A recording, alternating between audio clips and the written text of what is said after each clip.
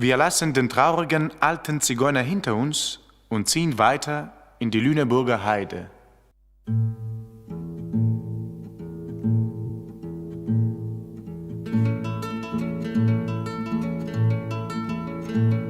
Es dunkelt schon in der Heide, nach Hause lasst uns gehen.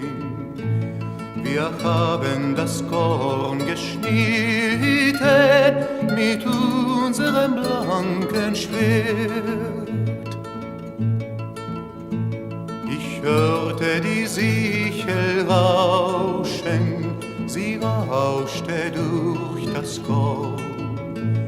Ich hört mein Feindslieb klagen,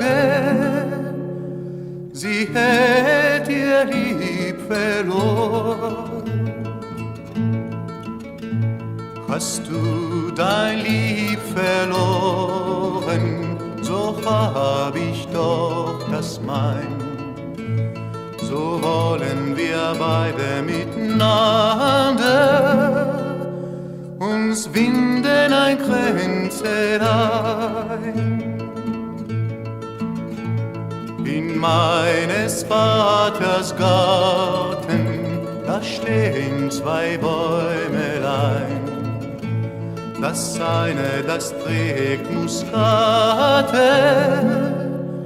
das andere braune Gelei. Muskaten, die sind süße, braune Gelein, die sind schön. Wir beide müssen uns scheiden, ja scheiden.